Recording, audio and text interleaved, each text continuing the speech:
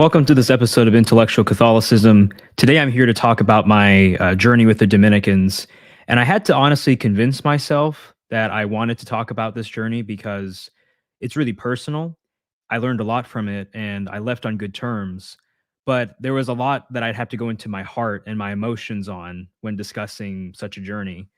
But seeing comments like Disciple Mike's and others who are talking about how they need help as they are discerning their vocation in life, it moved me to be willing to share my story. And so I'll, get into some details, but of course, not every single little thing, but you're going to get a lot of helpful news. Also, I have my good friend James as a moderator in the live comments. So I don't I won't be viewing the comments live as I go through the presentation because also the presentation is going to lead me to another screen. So hopefully, the Wi-Fi doesn't go out or just everybody leaves and I'm just talking to nobody. But we'll see how this goes. So I have a little presentation prepared, and if you look in the background on the stream, you can see that I also have like all the nice background made and everything polished and put together. But that will become more kind of visible, I guess, when I do like other interviews on live streams. Right now, because it's a presentation, you can't see everything in the background.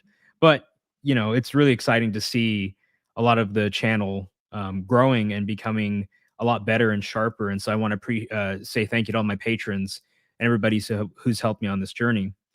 The other thing I want to say too is, I'm really excited to be talking about my journey instead of doing high pressure apologetics. Tonight's topic is pretty chill, and I'll be able to talk to you pretty much one on one through the comments, the live section or the live comments. So, with that being said, I'll just get right into my presentation. All right.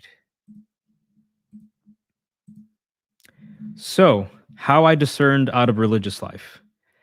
Contents of the presentation, I'm just going to start hitting a bunch of questions that you might be potentially asking. And I'm going to go through the whole story. So it's going to get pretty dense. I know that some people want me to make shorter videos, and I think that's a pretty good idea too. But with something like this, I really want to get it right. And I'm sure for, young men who are discerning priesthood or religious life, they really want to know all the ins and outs. And so I hope that this video can offer you help in that area. I'm not going to read out all the questions. We'll just hit them as we go along. But first, about me. So, I was a novice or in the novitiate of the Dominican order. I was in the province of St. Albert the Great. So, you have basically four provinces in the United States. You have the Western province, the province of the Most Holy Name of Jesus. You have the Southern province, which is the province of St. Martin de Porres. You have the Central province, which is the province of St. Albert the Great, basically the Midwest. And then you have the Eastern province, which I believe is the province of St. Joseph. So with all that, um, you don't have to necessarily go to the area that you are born in or that where you live in. So I chose the Central Province because I really do feel a strong sense of commitment to the Midwest. But it's possible that someone from the Midwest could go to the Eastern Province or the Western Province. It's not restricted in that sense. And obviously, because each of the provinces have their own kind of history, their own kind of governance to some extent, they're all under the master of the order, kind of the successor of Saint Dominic, the head of the order. Um, uh, each of them have their own kind of focus. And so St. Albert the Great, the central province is kind of known as being the pastoral province. The East is, really known for being the academic hub, as you know, with Father Gregory Pine, Father Thomas Joseph White, all the great big names. So I spent around a month in the Preno Bishop in St. Louis, Missouri. That's because the House of Studies is there for the Central Province, and around 3 months in the novitiate in Denver, Colorado. I was a friar, not a monk. Okay, so there's an important distinction there. Sometimes, people don't really care. So they're like, "Are you a monk?" And you don't want to sit down and explain the technicality. So sometimes I just be like, "Yeah, sure," but with a wink on my face. So it wasn't a total assertion of a falsehood. In terms of where we lived, it wasn't called a monastery; it was called a priory, right? So those are just some subtle distinctions between what I was when I was in the Dominican order and what you see other Dominicans as. They aren't monks; they're friars. They're out in the world. They're engaged with ministry on campus around the world, and so they're not, let's say, as fixed as a monk is. And so I was Brother Suan Sonna. I was not Brother Suan Sonna OP. You don't get the, title of the religious order until you've made vows, either simple or solemn vows. And so because I was a novice, I wasn't technically making any vows, and so I could leave at technically any point in time during that trial period. And so what is the novitiate? So it's a trial period in religious life. And religious life basically has three main vows: poverty, chastity, and obedience. Now, I want to make clear that in the teaching of the church, especially made clear in Vatican II and the Universal Call of Holiness, everybody is called to live out these evangelical counsels of poverty, chastity, and obedience. But obviously, it has to be to the station that is appropriate to your life. So if you're a father, you can't really live poor in the same way that perhaps a friar or a monk can live poor. Of course, chastity is going to look different for a married man versus a man who is married to God in religious life. And then obedience is also going to look a little different. So, in religious life, you have obedience to your superiors or to what the order or the congregation or the community needs you to be, what they need you to do. When you're married, obviously there's a degree of obedience that you owe your wife and that she owes you, but also the fact that your entire family, your children, they command and have a primacy on your time. So everybody's called to live out poverty, chastity, and obedience. But this is why I want to emphasize throughout the presentation religious life, the religious observance of the vows of poverty, chastity, and obedience. That's an important distinction. And this period is meant to prepare you to make simple vows by the end. And so a simple vow is just, a temporary kind of maybe 2 to 3 year commitment where you're saying, okay, I'm going to definitely remain in the order for this period of time. And I will see by the end of these 2 or 3 years if I feel like I want to stay or not, right? If I'm called to, and if the community thinks that I should continue, right? The community plays a huge part in religious life. You're not just an individual. You're an individual and a member of a community. You are a community in a very deep and rich sense. So the goal is that eventually, if you go through the whole process, you might. So I know for the Central Province, and I think for other religious orders, you go through 2 rounds of simple vows, and then you're eligible for solemn vows. And the solemn vows are, of course, the lifelong vows that you make it to the order. Um, you got to build up to them. Obviously, it would be really bad if the church just said, "Hey, actually, you know what? For everybody right now, if you commit to a religious order, doesn't matter if you like it or not. You no trial period. You just got to commit for the rest of your life." That's not how things work. The church has a very patient discernment process with the men and women who want to enter into religious life.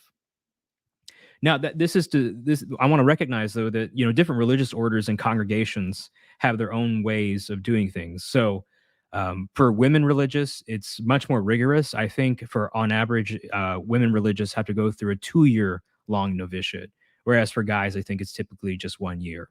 There are all kinds of distinctions that other orders have. So, for example, I know that in the Dominicans, you get a habit right away when you enter the novitiate. I know some orders don't really do that. They might, or they even might have you wear a habit that progresses through your time with them. So you might start off with like a novice habit, and then you level up to, let's say, I don't know, a simple vow, habit, and then you eventually get up to like the full ranks, and then you could see kind of like, with the military and badges, what the rank is of the person in the order based on what their habit looks like. With the Dominicans, everybody gets the basic same habit. So what's the process like? At least for me, what was the process like for going through the Dominicans of the Central Province? So the first way you begin to make contact with the order that you're interested in is you talk to the vocations director and you attend the come and see. And you want to pay attention to, what religious order do you want to be a part of? Where would you find the headquarters, and the people that you need to talk to, but especially the vocations director. And oftentimes, a lot of these orders can, through funding and outside help, maybe, pay for a plane ticket or help you somehow get to the headquarters or where the location is if it's not somewhere within your immediate vicinity. So, yeah, you go to a come and see. After the come and see, you visit their houses and you get the thumbs up from the community. Now, this is really important because once again, it's not just you visit this X number of houses and then you're like, ah, okay, now I can ask for the application. No, the community also has to like you as you're going along through the process. And, the friars that I met, they were all really nice men. I visited, let's see here, the House of Studies in St. Louis. That would count as my first visit. I visited Chicago, St. Pius V Priory, which is the headquarters of the Central Province. The House of Studies is in St. Louis. And then I visited the actual novitiate house in Denver, Colorado. And so those were like my 3 visits before I could finally ask for an application. And that's important because the application is not like applying for a university where you can go right to your online portal through the website and get it. No, the vocations director has to also give it to you. Um, and even before you can get the application, you have to request it, and then you have to go through a phone interview. And in the phone interview that I did with the vocations director, Father Samuel Hakim, who's on the far left of the screen, standing with me and the Blessed Virgin Mary, um, we had to go through canon law and really personal but good questions that were totally relevant to the discernment process. How many dates have you been on? Have you ever had a girlfriend? There's all these really personal things that are relevant to making sure that this guy is worth kind of pouring resources into and getting through the application process. So once you receive the application, you can look through all the various parts of what's there. The application for me was a Word document that you could send to Father Samuel, the vocations director, in pieces. And eventually, if all things look good, then, well, I'll get to that. But the parts of the application, this is something I really want to emphasize. The psychological evaluation that I had to go through in order to enter religious life was insane or intense in a really good way. A lot of people talk about how, what's the church doing about the sex abuse scandal and what has actually been done in the leadership. And from the outside, maybe it might be hard to see for a lot of people what's going on. But for any young man who is right now going through the seminary process or the entering religious life, all of us, I think, can pretty much say that's where you see actually the church really putting her fist down explicitly. We're not going to tolerate um, anyone coming into the order or anyone coming into the church through the path of the clergy if they have really intense psychological problems. They have not a healthy view of their own sexuality. So, the psychological evaluation I had to do was I had to do like a 500 question questionnaire, a 200 question questionnaire. And then after that, I had to do more sheets on questions. I had to draw the human body because the psychiatrist was going to examine that. And you had to do an interview with the psychiatrist. I mean, it was really intense. And so I think it's here where you see the church really putting, her foot down and saying, this is where we're going to, strictly enforce and make sure that things like the abuse scandal never happen again. And so if you want proof, right, that the church is actually doing something and doing something serious, look at its vetting process because it is up to date with the best psychological literature. It's, rigorous almost to an overwhelming extent, but it was incredible. I think it's incredibly good how much the church has learned and prepared to ensure that this scandal never happens again. You had to fill out some things about canon law, right? So, did you ever help in procuring an abortion? Things like, have you ever killed anybody? I mean, just really intense questions, but that are relevant for the law of the church. Then you had to fill out you had to write a spiritual autobiography that was 11 to 12 pages. And this was the best part of the application, in my opinion, because you really got to kind of express your story. And you could kind of do something like Augustine, the Confessions, and lay out how your relationship with Christ affects you, how it affects your relationship with the church. And I had a really great time writing my spiritual autobiography. Academic transcripts, they just want to see that you're a good student. You don't have to be a whiz kid. You don't have to be as intelligent as Father Gregory Pine or Father Thomas Joseph White. And that's another thing, too, I actually want to mention. The Dominicans, even though they're known and have a great reputation for study, at least a lot of the Dominicans that I met in the Central Province, who are obviously intelligent men, they wanted to be known more for being the order of preachers, hence the OP. They really wanted to be known as being pastors and advocates for the poor, the needy, women, children, the hungry.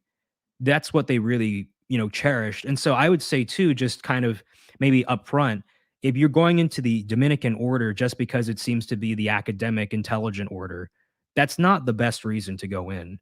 Because the Dominicans, I can tell you, want to be known for so much more. It just so happens that they have had and continue to have a really strong intellectual tradition. But I mean, the Jesuits have a strong intellectual tradition, the Franciscans. And so, the Dominicans, I love him too, but I have to say that just wanting to join on that basis or having that be a really huge determining factor might not be the best thing. You got to do a physical and have a health report. They want to make sure that you're healthy, so you can just, you go to your family doctor, you get that sorted out. You got to talk about finances. So I know that for some provinces that want to save money, they might actually delay your entrance into the order for like a year so that you can pay off student debt. A lot of, at least from what I've known from like, well, I don't know if I should name any particular provinces, but one of my friends who's in the Midwest and discerning another province, he said that his application was basically delayed because that province said, yeah, we want to save money and not take students and guys who are directly out of college. So once again, that might be something that affects the application process. For me in the central province, that wasn't a factor. I mean, if your debt was like exceedingly high, then that would be something to talk about. But in terms of at least where I was at and what the central province has in terms of resources, we were totally fine.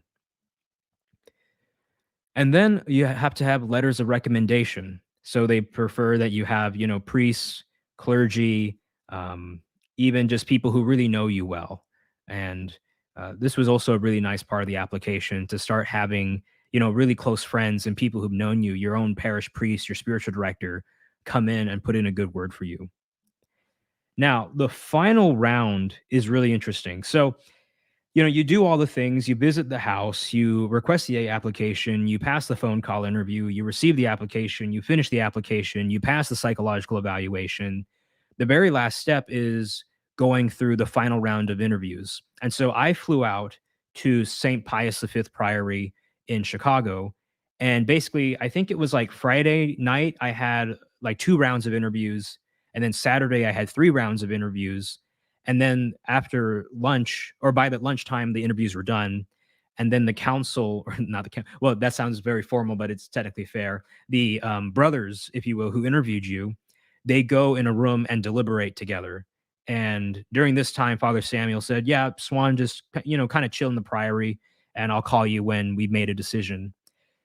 And so I sat for 40 minutes and just waited for that phone call to come in.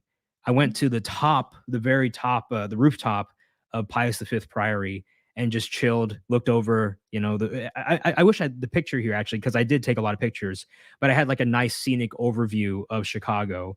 And I was listening to, I think it was Frankie Valli and the Four Seasons or something like that. I was listening to really great music and just having a good time. And then I get the call, I go down, I'm super nervous. And, I'm kind of wondering, what are they going to say? I enter the room and I see all these men in white. And it makes me feel like I entered heaven for just a moment. And all the angels are greeting me. And, all the friars, they're looking at me, they're smiling, but they're also trying to make sure that they don't make it too obvious if I got in or if I didn't get in.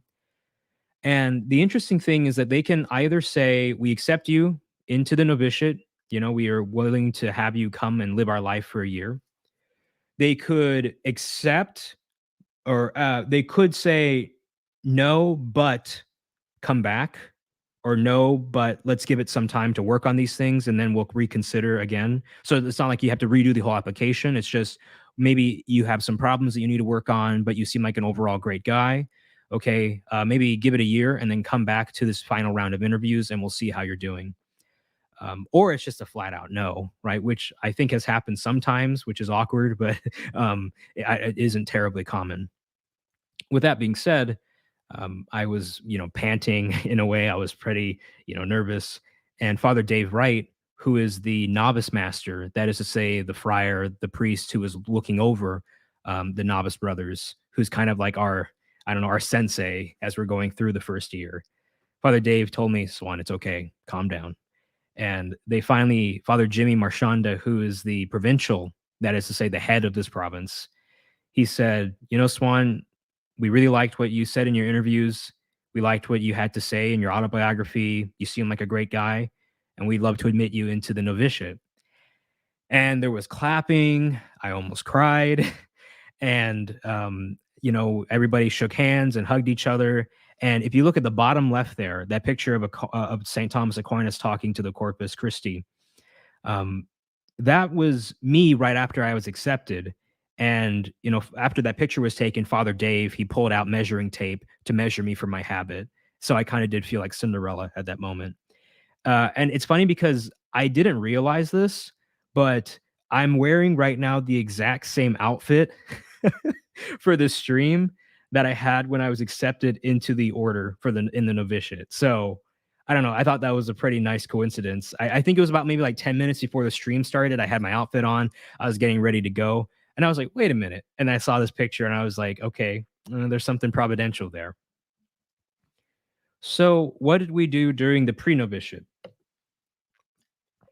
So, I've been talking about the novitiate this whole time. The novitiate's a particular thing. It's when your official year living the religious vows begins, and is set off usually with the vestition ceremony, where you receive the habit. The pre-novitiate, however, is the preparation that you need in order to go into the novitiate. And so basically, one of the things I got to do was I got to know my brothers, both from the central province and the southern province, those guys who were coming in to, give the novitiate a try. And in that picture there, you see me with my eyes closed. And the really tall guy is Brother Barnabas. And then the guy with the beard next to him and next to me is Brother Leonard. And then to the far left in the image is Brother Benedict. And Benedict and Barnabas are the ones who have religious names, whereas Leonard and I, we kept our original names. Brother Barnabas was originally Roger, and then Brother Benedict was originally Timothy. I'm sure you might be wondering, what's the process like for getting your names? So, I'm wondering when should I mention this? Well, I mean, we did talk about it during the pre-novitiate, and even the vocations director talked to us about this. But basically, with the way in which the church now, or at least a lot of provinces now, do religious names, you basically submit three possibilities that you prayed on to your novice master, and before the vestition ceremony, the novice master and the provincial will decide what your religious name is going to be, but you don't know what your religious name is going to be until the vestition ceremony, until you receive the habit. And I want to save kind of the rest of those details for later, but that's a fun little fact. Before, it just used to be you got off the train station or you were picked up in the taxi, you show up at the door of the priory, the novitiate, and your novice master says, hey, brother Chad, and that's who you are now. If you had a different name and you now have this name, you're stuck with it. That's how it used to be. So we did an introduction to prayer. We learned a lot about what prayer actually is and what it looks like, and we learned about the Catholic tradition on prayer, which was really insightful and probably, one of my favorite lessons that I've learned in my time in the order. We learned how to pray the liturgy of the hours, how to actually navigate the breviary. So we didn't have, iBreviary on our phones. We actually had to buy the 4-volume set and learn how to use it, navigate it. And my spiritual director, my priest, he said something like it's easier to do car mechanics than navigate the liturgy of the hours or something like that. There are times where it can get really technical. iBreviary makes it really nice and simple, but we had to learn most, if not all, of the technicalities that went into using that 4-volume set. And then also, we were told the whole time that the new breviary is coming out, the new translation is coming out with new hymns, I think, in like 2 years or something. So it was like, okay, well, I dropped $150 on this new Liturgy of the Hour set, but I know that a new set's coming in soon. So anyway, we got singing lessons. and we learned how to sing Gregorian chant, and we practiced some basic Latin to help us understand what we were saying. So, we sang, for instance, the Salve Regina. I'm stuttering. The Salve Regina, um, and we learned how to do the Gregorian way, the way that you typically hear on kind of when you get a track from a monastery or something like that. Not the Salve Regina. It was the Salve Regi. I'm not going to try the rest. But anyway, that's to give you a feel for what was going on. One of the favorite things that I did in the Preno Bishop was we had an activity where we sat down and read the Gospel of Matthew for 3 hours, just straight through together. We broke up into small groups. I was with Leonard, but the thing is, reading the Gospel of Matthew in just one sitting, it really makes things pop out that you didn't see before, and it was really one of my favorite experiences in the Preno Bishop. And the reason why we read it was because Saint Dominic, when he went around preaching, he carried the Gospel of Matthew, and he also carried the Pauline epistles. So that was a really great treat to be able to do, and to actually have the time to do that. Because when we're in that environment, you don't have the typical hustle and bustle that you have to focus on. Another great highlight is that we met the cloistered nuns who are praying for us. We visited their their whole new monastery, and it was absolutely gorgeous. We got to get a tour of the place. We got to meet. So we went to the building first to just see what what the living quarters of the cloistered nuns, and because none of them were actually there, we could go in, because usually they're closed off. They're cloistered, so you can't just walk in anytime you want, or you have to go through in a particular room with a barrier between you and the sister. But in the case of what we were able to experience, we got to see everything, and it was absolutely incredible. But what was even more incredible was when we got to see the nuns themselves. They were staying, I believe, in the basement of a high school or something like that, or a high school hall. And man, I mean, it's like basically meeting a bunch of moms and grandmas, in the church. And they're your cheerleaders. They love you, they support you. Every single one of them was absolutely genuine and sweet. And I remember, we had a circle discussion, round table discussion, where we were talking about our conversion stories, because all of us novices in the Central Province, all four of us up there, we were all converts. And I believe in the Southern Province, most of them were converts from Protestantism to Catholicism. So we were sitting down talking about our stories, and I talked about my Baptist background and how I'm a pastor's kid, a PK. And one of the nuns looked at me and she said, "Wow, you must really know the scriptures well." And the way she said it just melted my heart. And, we got to take a picture with them, but we were told not to share the picture because they're cloistered. They're not really meant to be seen by the outside world. So regardless, it was an incredible journey. I wish I could show you the pictures, but obviously, given the rules on how all that works, I can't. And then we did other fun things too during the Preno Bishop. We went out to a baseball game. We got to go to a park. We got to go visit other people. We got to see, some of the donors and enjoy, really good food with them and get to know them and sit down with them. With that being said, though, the time in St. Louis came to an end, and then we went to Denver, Colorado. And in Denver, St. Dominic's Priory, we were still technically in the pre-novitiate, even though we were at the novitiate house. We got to see the previous class of brothers, one of whom I'm really good friends with, Brother Ephraim, who you probably will see around. He was on Pints of the Aquinas as well. His name before was Bart. I got to sit down with Brother Ephraim, and basically the final stage of the pre-novitiate is the silent retreat. And the point of the silent retreat is to help you prepare for a religious life, to get into the right kind of mindset and place in order to really embrace this life. And we had a really great priest, Father Thomas Shafkin, who was also a Dominican, great preacher, great theologian. And also his spiritual advice is the greatest spiritual advice that I've ever received. His knowledge and his breadth of knowledge, I should say, of the fathers and even of, of the female doctors of the church.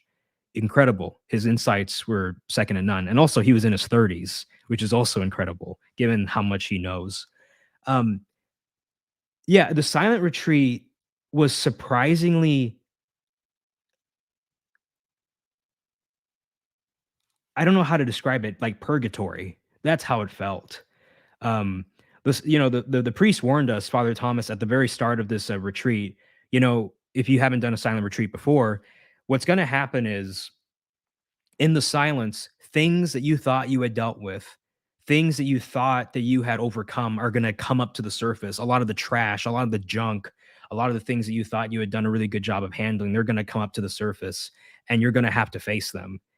And I remember during every single night of the silent retreat, I could not sleep until like 2 a.m. in the morning.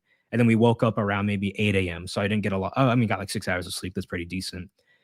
But it was so intense in the best way possible. You all you had was just prayer.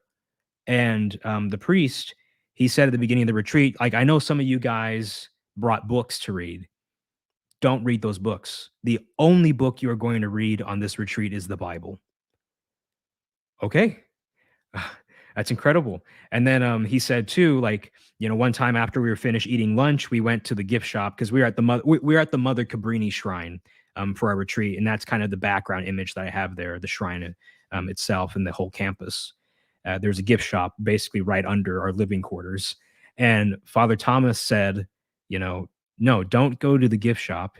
You're not buying anything, and what you're doing is you are seeking a distraction from the silence. You're trying to get noise, whether it's auditory or visual noise, to distract yourself. And he was saying, no, you need to remain absolutely in the mode, if you will, to receive God fully in this hour, to receive God fully on this retreat, to really let go of all created things and to point your eyes to the creator. And that retreat, man, it whipped me into shape. So let's see if I can move on. There we go. So yeah, so the ceremony happens, and you come back, and a few days go by, and then finally the bestitian ceremony occurs. Uh, so on the far right, you can see Father Jimmy Marchanda, who's the provincial, basically putting his habit on me, and it's a really kind of emotional event because you have the community embracing you. You realize that you are a Dominican friar, not OP just yet, but you are living the life and you are working alongside the priests and the brothers who are with you. Um, and I remember there comes a part where, as I mentioned before, religious names, when they finally reveal your religious name. And Father Jimmy, he had this kind of binder, and he would say, to let's say Timothy, right? In in the world, you were known as Timothy, but in religion, you shall be known as Benedict, right? And I don't know, something about that just sounds so epic. And I should also mention too that before we receive the habit, we have to make kind of a pledge, if you will. So we lie, face down in kind of cruciform, lie totally prostrate, and the provincial asks us, what do you seek? And that's the question I think almost every religious order, if I'm not mistaken, asks any of the people who are seeking to enter in. And the response that we were to say was, um, let's see, God's mercy and yours. And for me, after going through the silent retreat and just realizing that in a very deep way, like all of my faults and even how compared to the saints, I'm really nothing. Um, like there's so many things that I can work on. And I was made clear, um, you know, uh,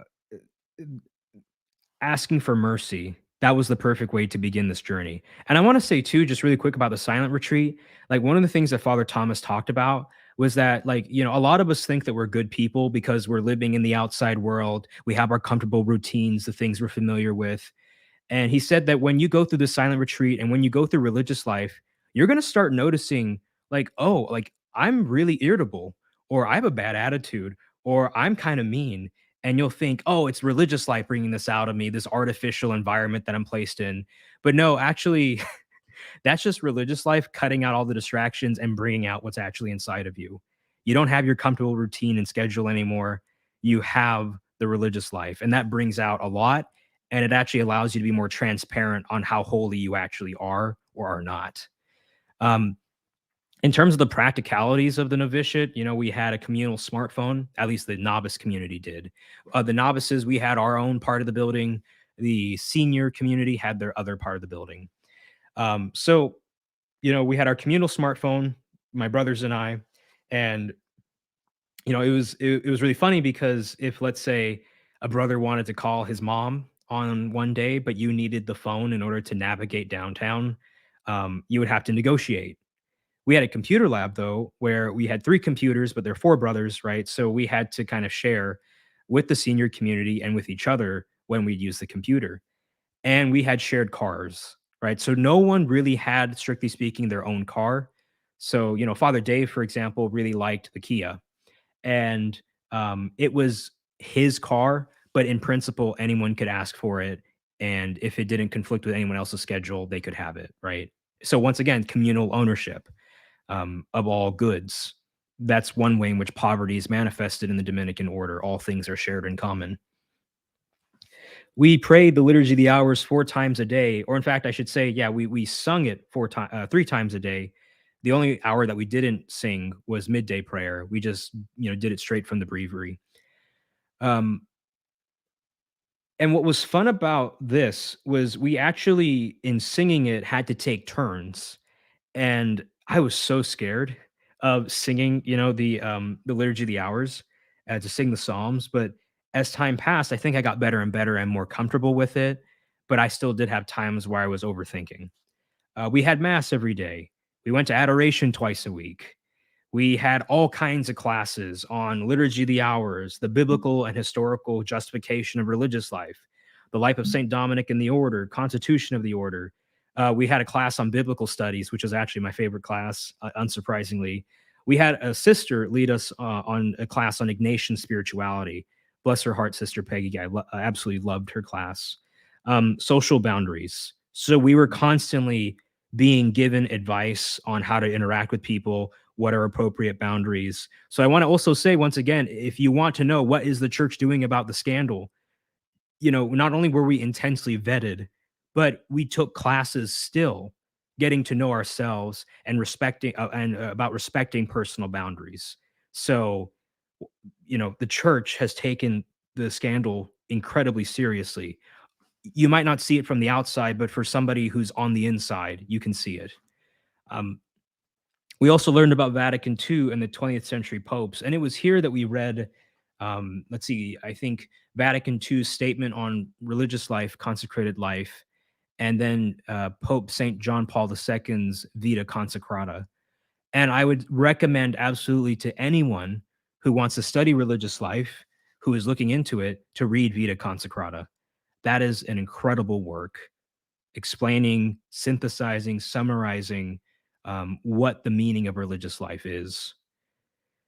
We had ministry days. In particular, we worked with Catholic Charities at several homeless shelters. And I think for all of us, ministry days, which were on Wednesdays, were the best thing, to go out and interact with people, to kind of have people make comments about the habit, but to also actually like wear the habit and use it for the good of others and be basically that Dominican kind of father brother figure. It was incredible. I mean, I can't tell you how many times actually somebody called me father, uh, you know, and every time that happened, it just always humbled me. And I'd explain to them, no, I'm just a brother, but still, like, just to see like how much people trust you, how much people want to open up with you. Like I've noticed that the habit is one of the most powerful ministries actually within religious life, because what ends up happening is we had a lot of, kind of millennials and young people who would come up to, let's say, when we were out with Father Samuel, the vocations director, who would come out and just open up to them. And, because of this kind of like more mystical appearance, for a lot of people who are wanting a more spiritual life, a more spiritual experience of their religion or what have you, when they saw the habit, it really moved them to open up and just basically dump their whole life story on us. which was great. I totally loved it. If a religious sister needed help, then we dropped everything to help. And it's funny because one of the brothers, the senior member brothers, he told me, "Yeah, Swan, basically, this isn't in the constitutions of the order, but if a sister asks for help, you have to drop everything and go help her." And so we helped the Little Sisters of the Poor. That was a part of our ministry on one occasion. My spiritual director was a great Jesuit priest. He was running a high school, and I got to get to know him, and he was really great. And I know some people are going to say, "Oh, well, he's a Jesuit," and we can't trust the Jesuits. And it's like, okay, no, there are great Jesuits out there. I think Father Brown, who follows this channel, great Jesuit, and the Jesuit priest who was my spiritual director was also incredible. And oh my gosh, like Ignatian spirituality, when I was finally formally introduced to it and just saw like how flexible and beautiful it is, I was like, yeah, I'm totally down with this. So that's been a part of my prayer life ever since. And we did some fun side activities when time permitted. We could have guests visit us. There was one day where I was able to go out with a friend of mine and have a drink and have a nice meal with him. So we weren't totally closed off from doing fun stuff. I mostly hit up the library though, as would be expected. So why did I leave? And I'll explain the images in due time. So I left for basically 5 reasons. The first was that I never really felt lasting peace. I could constantly tell that something was off. I would have moments of consolation, but then that consolation would go away, or I would deal with desolation, get into consolation, but then that consolation would almost, I don't know how to put it exactly, but I could feel how fragile it was.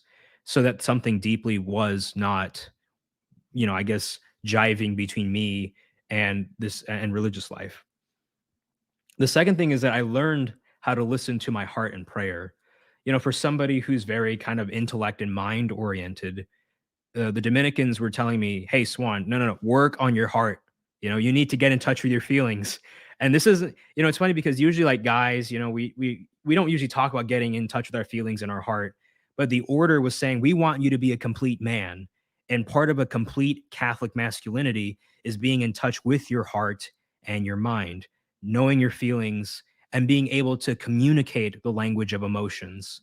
And so as I would do these prayers, these exercises, if you will, before the Blessed Sacrament, where I would basically um, reach a point where I could turn off my mind and just allow my heart to speak. I noticed that whenever I turned off my mind, my heart would say, "I'm not here. I've left." And then my mind would say, "No, no, Swan, you got to stay. All your fans are expecting you to stay. You look really cool in the habit, and this is totally for you. All the pieces are there. You just need to put them all together and make them work." But then my heart was like, "No, I'm not here anymore." And I did that about maybe 3 or 4. I think I did it 4 times before the Blessed Sacrament, and I got the same kind of result, if you will, each time. And so then that showed me that something was going on. The third thing was that I learned that the religious way of community life is difficult for me. Um, this isn't to say that like I can't live in a community, live in a house with other people. That's not the case. But we continued to do these psychology workshops and personality and conflict management workshops. And I learned more about the kind of person that I am. And I was surprised and then not surprised when I got my results back because we did like a really intense Myers Briggs, and it was something like, I'm INTJ, but I'm an introvert, right? I knew that. I need time to recharge, but I'm an introvert who needs people, which is interesting. So that's how I can live in community. But I'm a very entrepreneurial type of introvert who needs his space in order to pursue things. I need my own ability to carve out an adventure and pursue it. And so that's when like I started noticing that religious life might not be the best fit for me when I started learning more about my personality. The fourth thing I struggled with was the religious observance of the vow of obedience. So notice it's not obedience, right? Like if the magisterium told me, "Swan, you're wrong about XYZ," then I would say, "All right, the magisterium is right about XYZ." I wouldn't challenge, the authority of the church.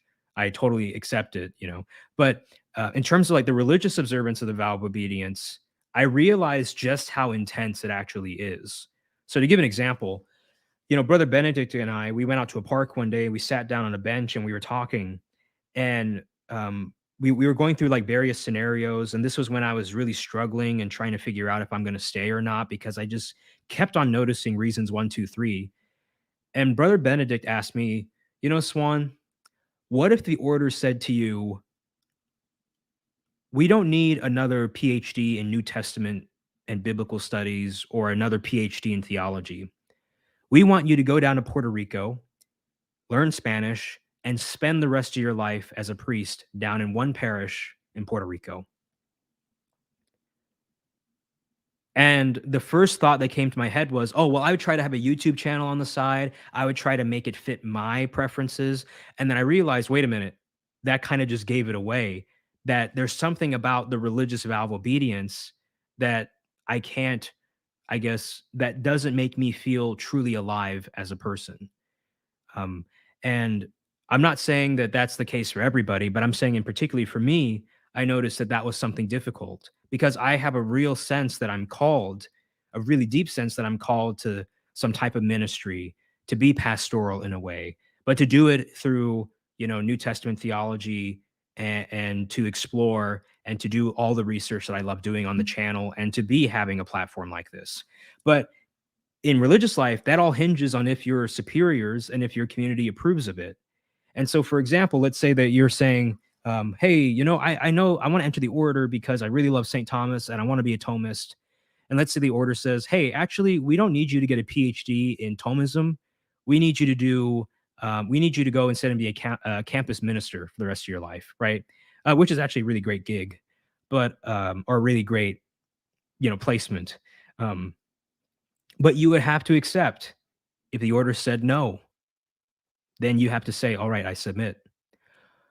But you would also have to accept if the order said you need to do this. So let's say that you aren't an academic, right? Or at least you don't think you're an academic, but the order says, hey, we actually need you to get a PhD in liturgy from Notre Dame. And you need to get in and get accepted and all that. If that doesn't work out, we'll find another place. But we want you to get a PhD in liturgy. Then you would go and get your PhD in liturgy. That's how intense it is. Because see, with religious life, it's not about what you want to do, what you want to be. It's about what the church through the order says you need to be, what the church needs you to be.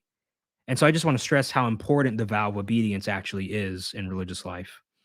And actually, even the Dominicans, when they make their vows simple and solemn, they don't explicitly make the vow of chastity and poverty because it's contained under the vow of obedience. You only explicitly make the vow of obedience. And that's when I realized, oh, obedience is the key and the heart of not only religious life, but especially the Dominicans in particular. And so when that wasn't starting to work out, or I couldn't really see myself doing that, that's when I realized that's a big kind of, check mark on the list for me going. And this is a more recent development, number 5, but I kind of had some inklings of it when I was on my way out. 1 and 4 were 1 to 4 were the main reasons why I left, but 5 is something that's more recently come to the surface in my thought. But yeah, I don't think I pursued discerned. I don't believe I pursued discernment of marriage with the same thoroughness as discernment of religious life. And so there was always a part of me that was saying, Swan, are you sure? Are you sure about this? That girl's really cute. Are you sure about this one? And I'm like, yeah, I mean, this is the life that I want to live. And then something in me would just keep on saying, you sure? You sure about that? So um, that's also something that I've come to the realization of because honestly, for the last 2 years before I entered the order, ever since I became Catholic and even a little before then, I thought I was just going to be, celibate for the rest of my life. I mean, I went on dates and never had a girlfriend, but I went on dates and I knew how to, treat a woman with respect and to, be romantic, I suppose, within appropriate boundaries. Um, but I didn't, I would say, exert as much, I guess, intense focus and prayer as I did for my discernment of religious life. And so that's something I'm working on. Now, what are the images of food doing here? They're making you hungry. So when I decided to leave, the friars weren't mad at me. The friars weren't like, ah, well, we wasted all of our resources on this guy. They were actually smiling and happy because they realized that I'm going forward in my discernment journey. And they were encouraging me, to continue following the will of God. And they were happy that at least they could have they could have me for a time. But they knew that, this novitiate is a time of testing, it's a trial period, and it's supposed to be during this time, at least, that God shows you if he wants you to take the next step in your spiritual journey with that order. And so, Father Dave gave me and my brothers, basically a credit card, to be able to go out and have a nice, good meal together on my last night. And then the very next morning, a woman from the parish, that the Dominicans were running, who I became very close with because she was going through, a terrible loss, and I was basically, one of the brothers who was really watching out for her. She got me a cake before I left. And, keep this woman in your prayers because she passed away not long after I left. And that was really sad to see, but I was happy to be able to share my heart with her. And I mean, she was a Methodist who was converting to Catholicism, and she had received, I think, the rite of initiation, or the rite of acceptance or something like that. And so she's receiving a Catholic funeral. And praise God um that I knew her and that she now fully knows him. So my main takeaways from my time in religious life is that, one, friars are human beings. So from the outside, you see the habit, you see how awesome they look, and you're like, yeah, they're like so holy, right? And a lot of them are really holy, but then when you really get to live with them, you start seeing their limitations. And I'm not using this to knock them. I'm using this just as much on them as I am myself, right? I noticed in my life as a friar, my limitations and where I was lacking. The second thing we learned was that cloistered sisters are actually the real heroes because they are the prayer warriors of the church.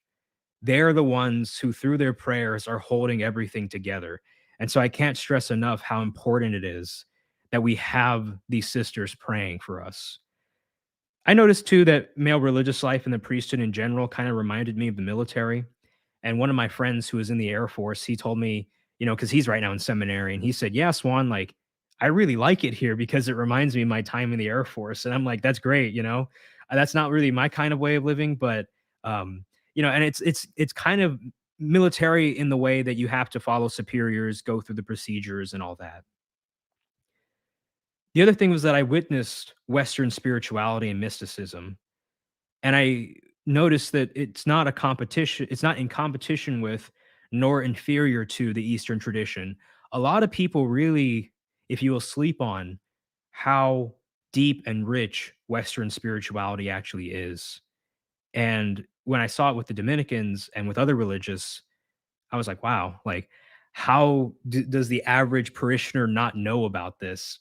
Like how rich the tradition can actually be, how mystical it really is. Uh, I'll also just kind of blast through some other things really quick because I feel like the stream might be going on for a little bit. But um, I learned about prayer and specifically how prayer has two structures, right? It has the impromptu structure where what you're familiar with basically as a Baptist, what I'm familiar with as a Baptist. Um, you just kind of develop the prayer on the spot. Excuse me, and then you have formative prayer. And so a formative prayer is something like if you recite the Our Father, right? Which I did as a Baptist, um, or the Rosary, right? It's these. So the difference is that, like, with an impromptu prayer, you are making the prayer and giving it as a gift to God.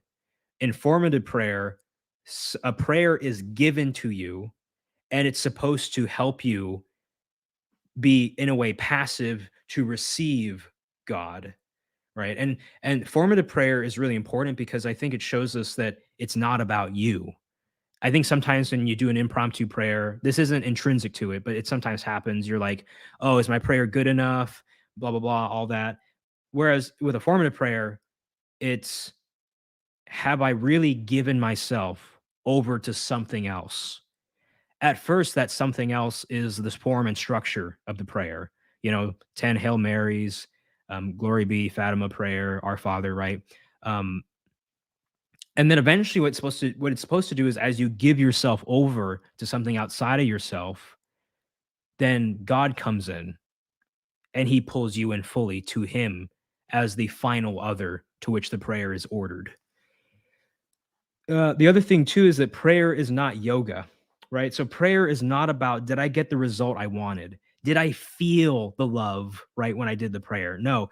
Even if your prayer is dry and it feels desolate, that's good actually because that's part of the spiritual journey.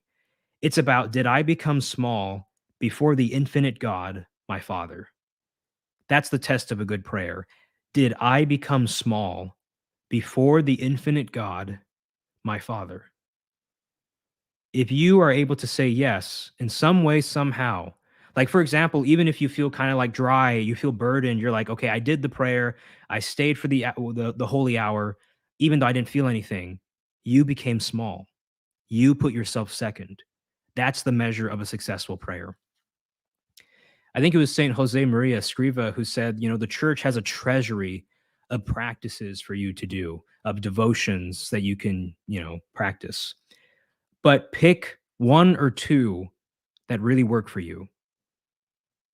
Sometimes I guess with the brothers, you would have the temptation to compare yourself like, wow, that brother is doing the ladder of divine ascent, that brother is doing divine intimacy, that brother is praying the psalter of Pius the 12th, and you're like, what am I doing? I'm just doing the rosary and my divine mercy chaplet. And it's like, no, that's not the right way to compare, right? I think it's as ridiculous, to compare your prayer practices, um just by the aesthetic or appearance or sophistication, by comparing how one guy hugs his mom versus another. No, what matters is the expression of love and that it brings you closer to God. That is the test of a good prayer. I don't care how sophisticated the prayer is. I don't care how impressive the doctor is who developed that prayer. If it's not helping you gain intimacy with God, then it's not good for you. It might be good for somebody else. You don't have to be somebody that you're not. You don't have to pray like somebody that you're not. And there are saints throughout history who recognize, like, the way that I'm praying might be good for me and maybe some others. It's not meant to be a universal prayer that you have to make sure that you like, or else there's something wrong with you. No, that's not how that works. The last thing I'll mention too is the power of icons and statues in prayer. I know that the issue of icons has come up.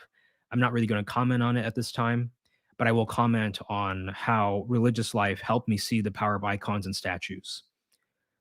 So, every night when we would sing the Salve Regina, we would sing to an icon of the Holy Family. Or actually, no, we would sing to an icon of Our Lady of Perpetual Help. Um, and then we would sing to a statue. We would sing the O Lumen to Saint Dominic. And whenever I went to confession, after I'd leave the confessional, I would, do the penance that was recommended, if it could be done in a chapel. And I would there in the church that I went to, there was a life-sized crucifix, a life-sized Corpus Christi. And in my habit, I would, move my rosary to, excuse me, my scapular to one side so that I wasn't sitting on it or putting my knees on it. And I would get down and I would put my forehead, my head against the feet of Christ on the cross. And I would pray, Christ, forgive me for all the times that I've not been grateful. Forgive me for how my sins brought you on this cross, for how my sins took you from your mother, how you lived a life of loneliness and rejection so that I could have a life of acceptance with the Father. And at the end of the prayer, I would kiss the feet of Jesus on the cross. And then I would look up at his face.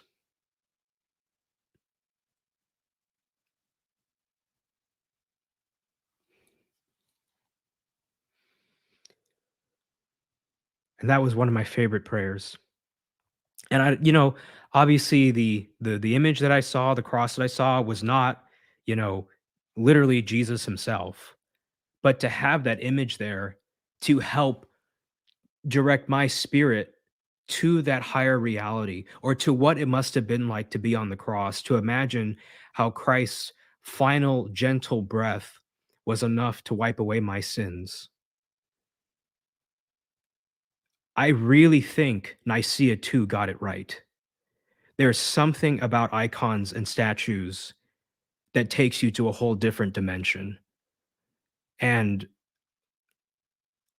I don't want to get too much into, the apologetics and the history of it, but from a spiritual perspective, when it's done right, it can be very powerful. So what do I miss the most about the being a Dominican? I think one is the meaning of the habit. You wake up in the morning and maybe you're upset from something that happened last night. You're kind of cranky. You're like that brother yesterday took too long with a toaster. He eats apples a weird way or bananas a weird way. Something, just petty, funny stuff that comes up in the mornings. And you would look in the mirror and you would see yourself in the habit. And it was like the habit itself was preaching to you and saying, you're called to something greater. You're called to something higher. And even how the habit could be used to preach to other people in just a glance. They just look at it and it makes them curious and it makes them realize, like, oh, Christianity has mysticism. It has, a sense of spirituality. Maybe I don't need to go to kind of this weird Eastern New Age stuff because Christianity already has the resources I need. I miss ministry days. Man, I miss taking care of people. During one of my ministry days, I actually saved the life of a woman, and I would like to have gone back and seen how she's doing, but I was able to save a life. My brothers, I miss them, and I miss the congregation of the Holy Cross Brothers. They were another religious order that we were that we would kind of do some activities with. Those guys were the best, and they thought I was the meme king, and so I really like that. My advice to men. Okay, so for those of you who have remained patient this whole time, I will say this. First is discern the vows: poverty, chastity, and obedience. And in particular, think about them as a marriage to God. And ask yourself, are you prepared to discern, let's say, marriage to God? During my novitiate, I actually reached out to Father Gregory Pine, and we even had like a video chat. And Father Gregory Pine basically said, Swan, in religious life, Christ, in a way, becomes your spouse.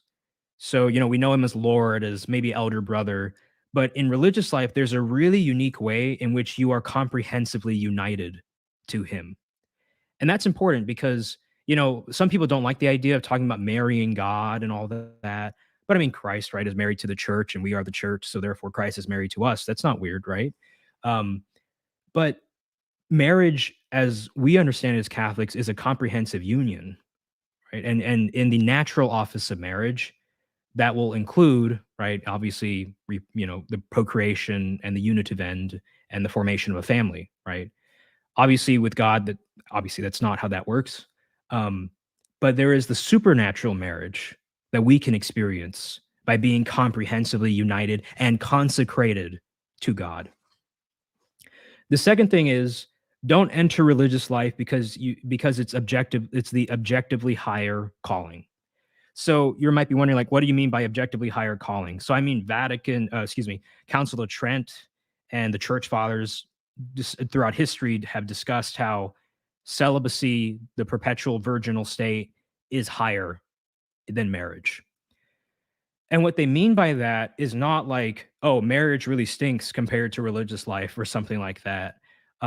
What it means is the capacity for holiness is greater in religious life and a consecrated life than it ordinarily is in a married life. As Father Gregory Pine also explains on Pints of Aquinas, the potential for grace, the potential to receive more grace is higher. Doesn't mean that you'll actually become more holy, because it's possible that you could have a married man who's more holy than a friar who's been living his whole life as a friar. That's a very real and probably true possibility, true reality in some cases. Um, that's not what religious life is about, though. It's not about kind of saying, "Oh, well, I have the objectively higher calling." No. I mean, the reason why it's the higher calling is because it more directly imitates the life of Jesus on the earth. Because Jesus having the beatific vision, right, while he was on the earth, Jesus experiencing constantly his sonship and oneness with the Father, living, as someone who was, you know, as Paul puts it, a life-giving spirit, but is now incarnate. Jesus was living basically how we ought to live in heaven. As he talks about, we will neither be married nor given in marriage, celibacy. You can see how the apostles and Jesus shared things in common, how Jesus lived very simply. The idea is maybe gospel poverty, right? So poverty. And then obviously obedience. Christ was totally obedient to the Father. He was totally obedient to the one who has authority over him. And in religious life, you imitate Christ's obedience to the Father. So that's why I would say, religious life has an objectively higher calling. But notice that the vows of religious life fall under the universal call to holiness. So it's possible for you as a married person or someone discerning marriage to also live out poverty, chastity, and obedience, right? That's something to keep in mind. And even the habit. I mean, if you think about like at least Jesus in art, he always has some kind of distinctive outfit or garment, a tunic, right? That makes him kind of, at least that's how we recognize him. And so, in a way, Jesus, you could say, has a habit in a very kind of loose way. All right, number three, you don't have to be perfect in order to enter religious life. You just have to be open to being formed. Number four, what's your relationship with women like? That's something that the church cares a lot about because the church doesn't want men who don't want to be married, who don't have the natural fire and inclination for biological fatherhood, for the institution of marriage, right? Are you running from something or running to something? Some men enter religious life in the priesthood because they're scared of marriage, because they didn't have good fathers in their homes, and so they don't want to be a disappointment to their future family, or, just the idea of romantic intimacy scares them. Guess what? The church, God is going to somehow weed that out. And so you need to deal with that. Are you running from something or are you running to something? Because God, a lot of people will say, I know for some of my Protestant friends, the idea is that no, everybody's called to marriage, right? And nobody's called to celibacy and all that. Um, well, for us as Catholics, we really do believe that some people are called to live out religious life, the priesthood and celibacy. And so that's how you know if you're really called, you're running to something and not running from something. Also want to emphasize too, do you have a fatherly heart? Do you love children? And do you want to protect them and protect their dignity? When you hear about the abuse crisis, does your blood boil? Um, do you want to fix it? Do you want to improve it? Do you want to protect the church? These are the things that you need to think about if you're going to discern priesthood or even just religious life as a man. Do you have a fatherly heart? The last thing I'll say is, does religious life tell the truth about you? And this kind of goes into the reasons why I left, because after a while, I kind of felt like, or I noticed and came to the realization that religious life wasn't really my most authentic self. And usually, people cringe when you say my most authentic self, but I mean, there's some truth to it insofar as if you have developed a mature interior life and you can know who you are, you're open to God correcting you, and you have prayed about, and through prayerful meditation, you've come to the conclusion on who you are as a person and what God's calling you to. So, does religious life tell the truth about you? That's a question that you should ask yourself before and after you enter the novitiate, and even maybe throughout until you make solemn vows. And with that, I think that's the whole presentation. Oh, what's next? Okay. Basically, doing what I love, got all these ongoing projects, got the YouTube channel, applying to grad school, and obviously continually trying to grow and improve. All right. So there is my presentation. Let's see. How long did I go? Okay. Just a little over an hour. Okay. That's good. So nothing too crazy. I'm now going to look at some questions from the audience. And so I appreciate all of you who are watching. I'm going to try to go all the way back to see if there are questions that I might miss. So let's see.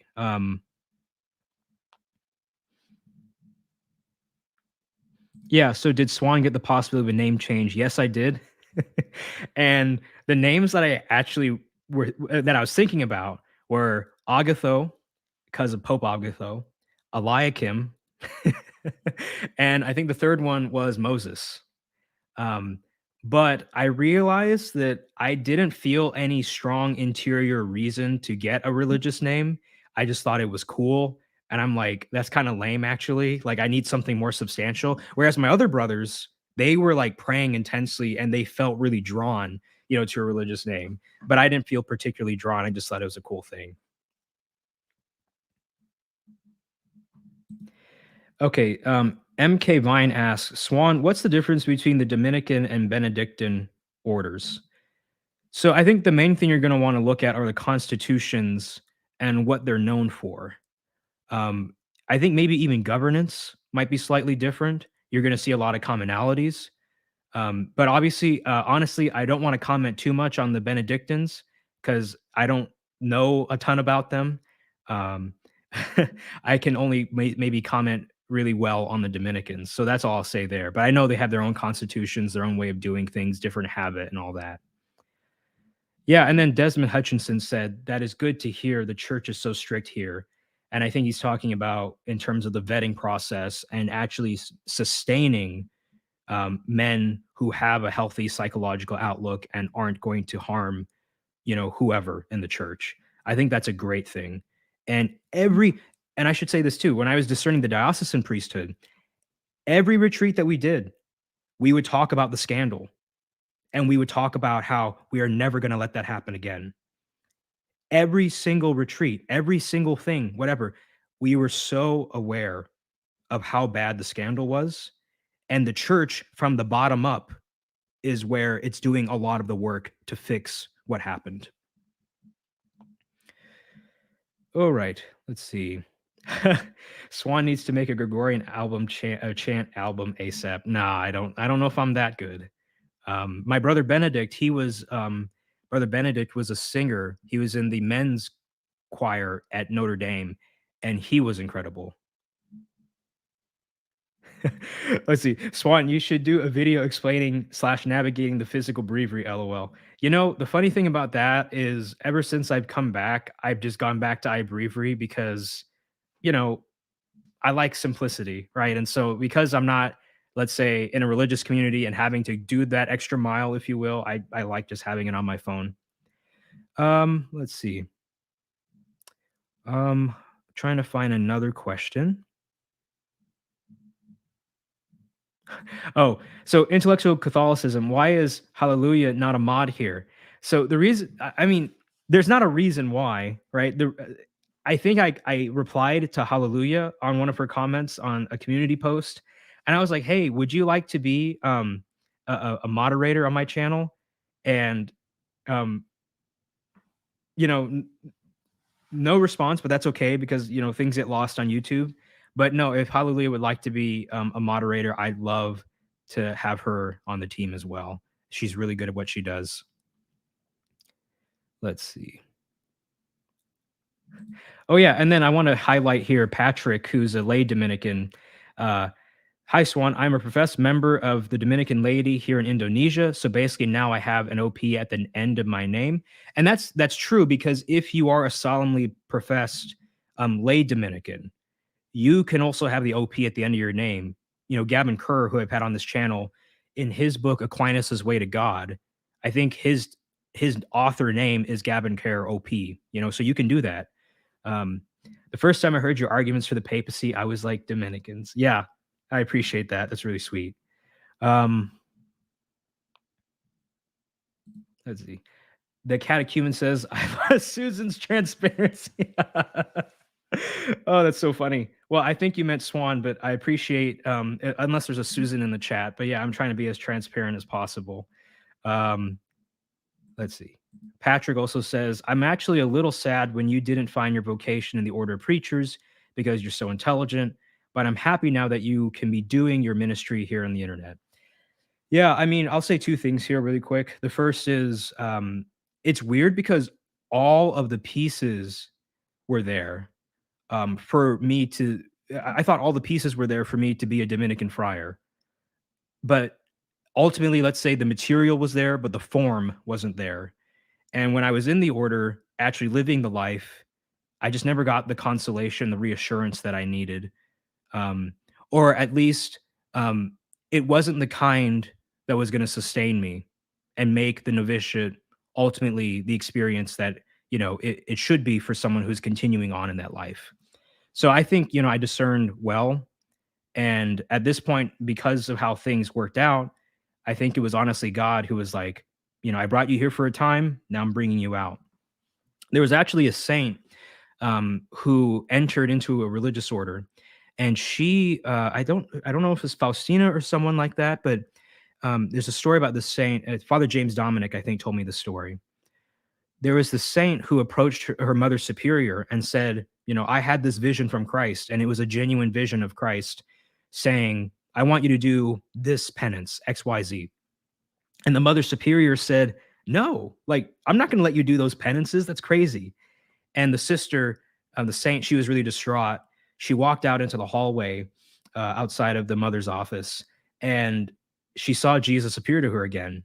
And Jesus said to her, well done. You were obedient to me, and you were obedient to your mother superior. And some people might say that's crazy. Why would Jesus do that? But no, I mean, think about, Abraham and Isaac.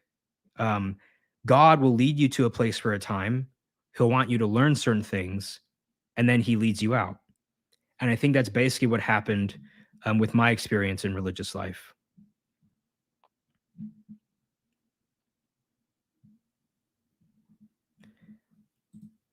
Intellectual Catholicism. Oh, this is Kyle Whittington. Good friend of mine. Watching you interact with my family makes me confident that you'll make both a fantastic father, whether that's spiritual or natural.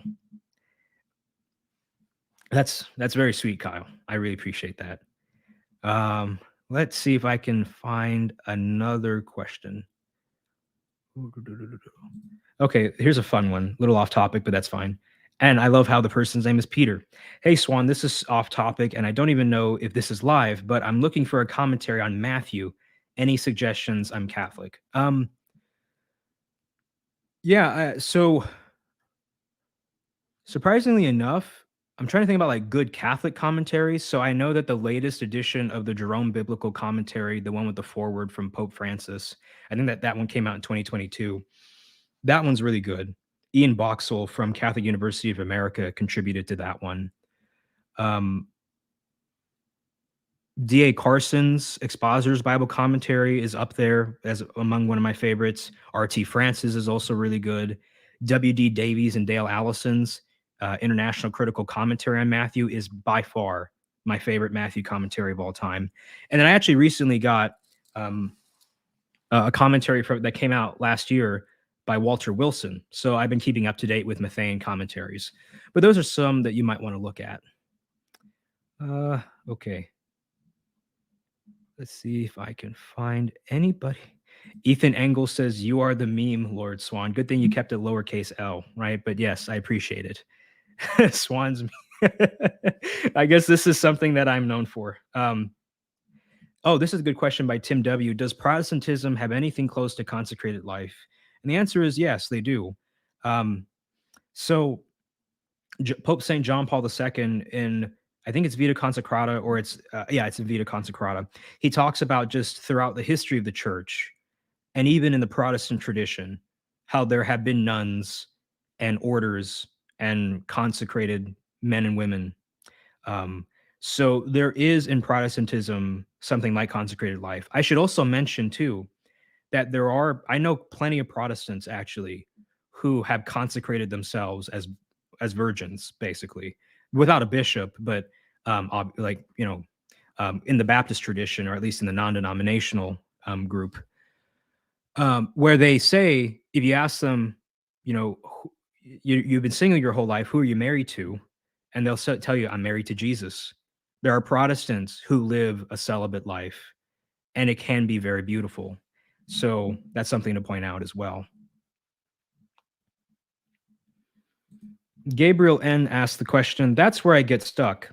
If it's the vocation, excuse me, that most fully imitates the life of Christ, shouldn't every follower of Jesus desire that vocation if they desire to imitate Christ to the fullest?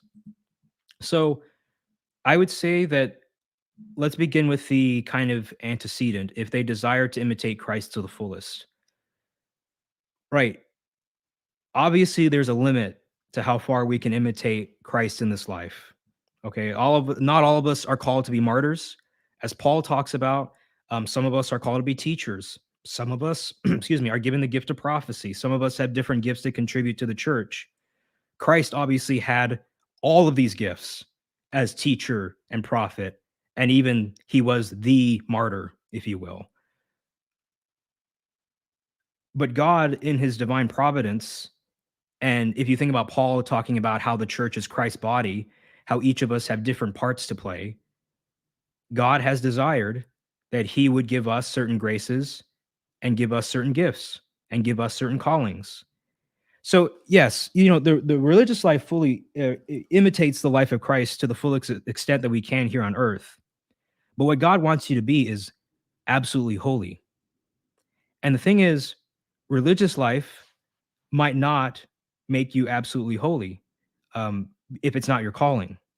If you're called to marriage, if the cross that you're supposed to bear is a wife and children and the burdens that come with that, that is the cross that Christ has called you to, right? And that is your way to heaven. I should mention that, um, as I said, as Father Thomas Shafkin, the one who led the silent retreat, said before, your vocation is the office that God has given you to best ensure that you can make it to heaven. And so, for example, if I'm, let's say, ordered towards natural fatherhood, that's Christ's calling for me. And, Christ wants me to have, let's say, children and all that. Then if I'm trying to live in the religious order, then I'm denying something beautiful and a calling that God has placed within me, a particular cross that he has assigned to me for my sanctification so that I might become holy and fulfill his plan for my life. So it has the greatest potential to make you holy, right? In a broad sense, religious life has the greatest potential to make you holy. But in the particular specific case, that's something that you have to work on with God to discern what your calling is in life. Because it could be the case that actually it's more penitential for you to wake up at 4 a.m. changing diapers and having to comfort your wife, let's say, um, and deal with arguments and that sort of thing, than it is to live with brothers who you can kind of, if you're tired of them, go to your cell and just chill out, right? Maybe that's, a way in which you're called to bear a cross, and that's your way to holiness. The other thing he says is, and if it's a matter of calling, then why doesn't God call everyone to a life that permits them to most fully imitate Jesus's life? So God calls everyone to a life that permits them to most fully imitate Jesus's life in the station appropriate to them, right? So, for example, it's possible, right, that let's say religious life in general, let's say most visibly imitates the life of Christ and can, by that objective visibility, most likely get you to heaven. Okay, in a broad sense. Okay, in the kind of visible way in which it imitates the heavenly society. But at the same time, though, God calls us with a fundamental call is the universal call to holiness. And so we are called to live out poverty, chastity, and obedience in the way that is appropriate to how we are to be in life. And so actually, it could be the case that maybe being in a religious order exteriorly might help you most fully imitate Christ, but not interiorly, right? It might be the case that actually being married and having a wife and kids is the way that you can most fully imitate Christ, given who you are as a person and given the purpose that God has given you for this life. And obviously, like, you know, the institution of marriage still has a place in the world, so God's not going to kind of take that one out, if you know what I mean. At least marriage won't end until after we all make it to heaven, because then we don't have to have the office, the natural office of procreation anymore. Swan, do you think in general? Oh, this is Reese O'Sullivan. And also, I hope I mentioned Great Gabriel N's name. Swan, do you think in general those with a bad case of scrupulosity ought not yet discern priestly or monastic vocation? And the answer is no, that does not, that shouldn't stop you. It depends though on how bad the scrupulosity is. Um, I mean, like for example, even if you're struggling with, let's say, lust, the order is going to say, okay, obviously it would be better if you don't, if you didn't have that problem, but are you willing to work on it? That's the key. Are you willing to actually work on it? Do you have a desire to work on it? Do you actually have contrition for it? Right. Uh, in terms of, let's say, okay, yeah, so scrupulosity. I won't say who, but I know friars and brothers who struggle with this, and some of them are novices, some of them are, solemnly professed full life Dominicans.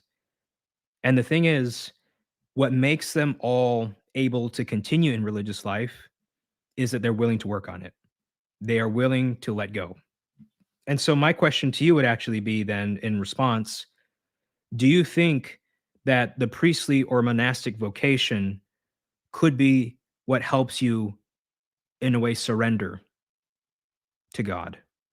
Because in a way, scrupulosity, you probably want to talk about this with a spiritual director, but I think scrupulosity sometimes blocks out how even, well, one, it blocks out the fact that God is our Father and He's pleased with us. He's not out to get us.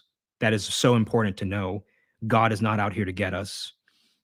And whenever we do, let's say, break the moral law, the divine law, the natural law, whenever we do break the law that we are to follow, when we are in a state of, let's say, mortal sin, we're not in a state to receive the Eucharist, God is not kind of putting that title on us to call us out and make us feel embarrassed to go to confession. No, He's doing it because, like a doctor, He's saying, my child, you're deeply wounded. And right now, you can't receive in a healthy way, let's say, the supernatural food of the Eucharist. But I want you to kind of get back on your feet, and I am going to be here for you. Okay. So um, there are things to work on in terms of scrupulosity, but I don't think it automatically disqualifies you. And if you can talk to a spiritual director and see if it would help to actually, um, enter into religious life, or if they have the resources to help you, then that would be a great thing. All right.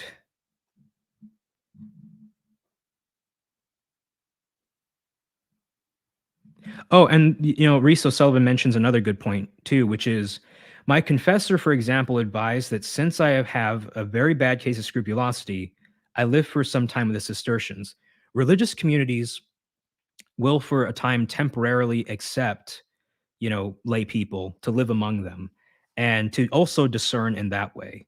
And I think that's a great kind of thing to do. And if you live close to a priory or a monastery, or yeah, priory that's open to the public, you should go give it a try and get to know the religious there, because I think that can help you a lot. What is it? Shlama Lama says, I want to be an academic more than a priest. Is that wrong? And the answer is no. Um, the issue would be something like, I want to be an academic more than a father. That would be a red flag, right? Because even, let's say, if you're a father and let's say you're really called to academic life, and this is for me, actually, this is something I have had to kind of look at. No matter how much you love your philosophy, your theology, whatever, your professorship, your family is your main ministry. Okay. And so you are, in the way, the high priest of that community. You need to be present for them. So if you want to be an academic more than a priest, there's nothing wrong with that, right? I would be worried if you said, I want to be an academic more than a father. That's something to keep an eye on. But I'll even say this: even there are ways in which celibate people or perpetual virgins exercise their fatherhood, and the way in which they do that is, for example, of the perpetual virgins that I've known, What they do is they dedicate their life wholly to a cause that is related to the dignity of women and children, that is related to the dignity of human life and to the gospel. I know one man who had dedicated his whole life to the pro-life movement, and he gave, all of his possessions to help save women and children. And he chose to be a consecrated virgin so that he could totally pour himself out to that ministry. Okay. Do Dominicans eat meat? How rigorous do they fast? So it actually kind of varies from priory to priory, actually. Um, I know that when I was with the Dominicans in Colorado, um, I'm pretty sure that sometimes meat was offered on Fridays, but it was also heavily encouraged to have a different penance. But when I was in the priory in St. Louis, and if I'm wrong about this, I apologize, but this is what I recall. In the priory in St. Louis, they kept to not eating meat on Fridays pretty rigorously. So that's what I'll say there. Okay. And also, I really appreciate that Father John is in the chat actually, talking to all the people here and actually taking some questions. I don't know, Father John, if you heard this, but my spiritual director when I was with the Dominicans was actually a Jesuit. And so I got into Ignatian spirituality. Okay. Simon LeBurge asked, I just arrived. Is Susan becoming a monk or a priest? And the answer is none of the above. Um, yeah. And then, so James actually got into that. And so, yeah, I discerned out. Um, Now, this doesn't mean that I'm totally closed off to ministry in the future. Obviously, I'm kind of yeah, I'm way too young to be discerning just now the diaconate, but that looks like a possibility. But we'll see. I know that for a fact. I love preaching. I love ministry. I love taking care of other people. I just love the church. And so, whatever way God calls me to exercise that love and that fatherhood, um, that's the way that I'll follow. Okay, so Father Brown asked the question, Swan, you are the best. That's very sweet. Who was that Jesuit? I wonder if I know him. Uh, okay, let me make sure I verify the name because I don't want to get it wrong. And it's been a while since I've talked to him because he was yeah, there we go. Marcus Friar at Arupe Jesuit High School. I don't know, Father Brown, if you know him, but Father Marcus Friar at Arupe Jesuit High School. Harrison Hagen says, Swan, you're awesome, man. Harrison, you're awesome. I really appreciate that. Actually, I want to see, Father Brown, do you know a Father Marcus Friar at all? Friar as in Fryer. And maybe while we're waiting, I could kind of let's see here, get to another question. Not to put Father Brown on the spot either. Oh, here we go. Ha, yes, I have met him a few times, but I can't say I really know him. That's totally fine. Uh, okay, curious question. Are novices allowed to pray the Liturgy of the Hours on an iPad? In the novitiate that I was in, absolutely not. You had the books that you would sing from. And the Dominicans kind of, I think because they sing and they chant the Liturgy of the Hours, they had their own kind of unique music book. So we didn't like, have the breviary and sing from the breviary. We had a kind of breviary adapted for music. So there's that. Uh, okay. Yeah, but yeah, I mean, big time. When you go into the novitiate, they take your phone, your devices, whatever. You're only allowed to basically have X number of books and all that. So it's much more constrained. Let me maybe get to two more comments and then I'll close out the stream. So Simon LeBurge says you should become a theologian, go in academia. Well, that's the plan. I'm applying to two grad schools right now, and so we'll see how that goes. I hear back from them in March. Sam Mascaro says, Swan, talk about how you've been impacted by Eastern Catholic spirituality. So this is a good question in terms of knowing that the Eastern tradition has a lot to offer. The Jesus prayer is really good, And what I've done in my own spirituality is I'll sometimes adapt the Jesus prayer and kind of have various versions that kind of speak to me in a moment. So that's one way that I've approached it. Um, I'm trying to think about what else. I mean, kind of apophatic theology can kind of be really nice when you need to detach from all created things and recognize that you can't approach the creator through, let's say, just the ordinary, or actually, no, that's not right. You don't want to be distracted when you're pursuing the creator with a too anthropomorphic image of him. The only, let's say, anthropomorphic image of him that's acceptable is Christ, right? Who is, you know, who is God the Son. That's fine. Um, but I would also say too that when you look at the Western mystics, a lot of them just basically sound like some Eastern fathers and female saints as well. What I think one of my favorite things I learned, and this is now kind of going off to another question, was Saint Teresa's what is it? I think it was Teresa of Avila's interior castle, where the idea is prayer is not trying to kind of reach and grasp for Jesus as if he's floating outside of you. It's trying to become so still and so small that the Christ who is within you, your deepest, most interior castle, can be seen and accessed.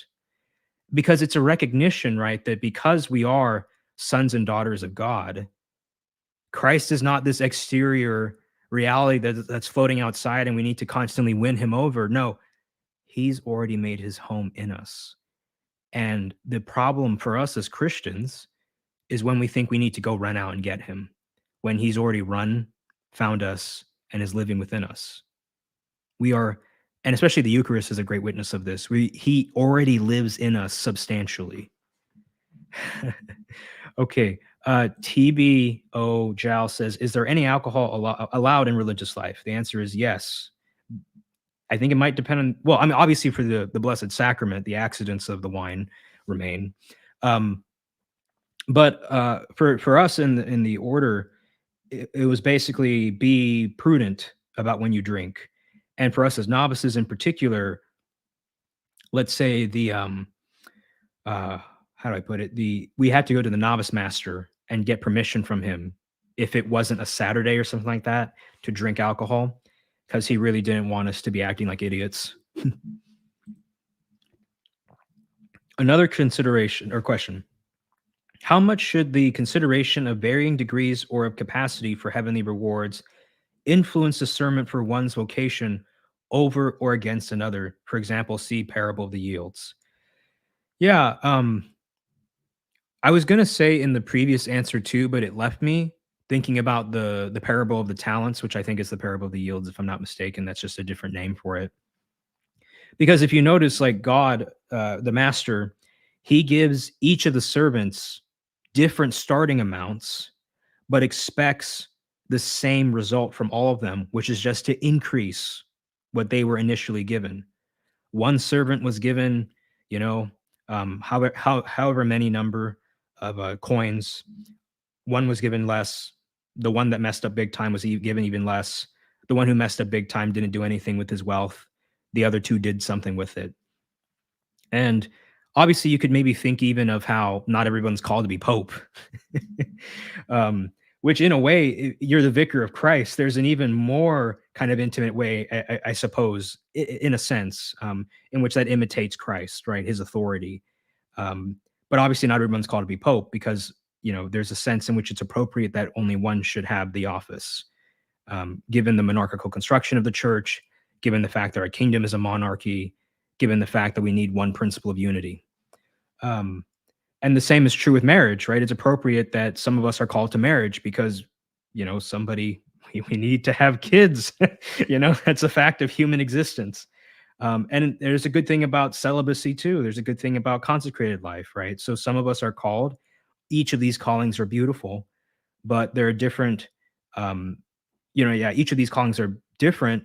All of them imitate Christ in a way, even the married man, right? Because Christ is a married man to the church, but obviously religious life in a more full sense imitates Christ's earthly existence as the poor chaste, and obedient Son of God.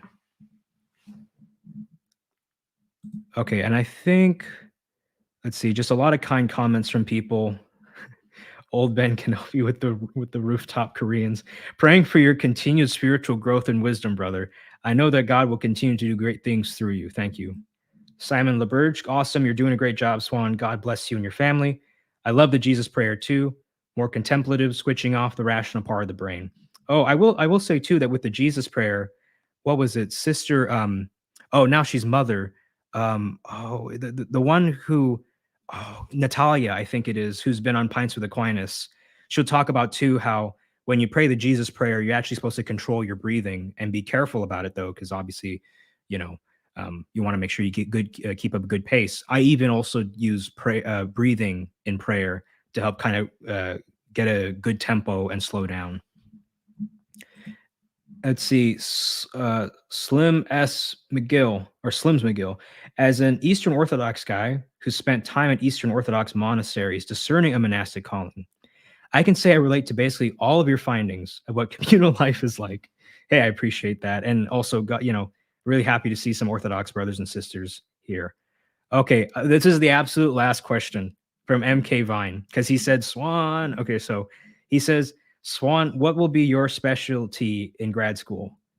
It depends on where I go, but in both places, I would study New Testament studies and yeah, New Testament, early Christianity.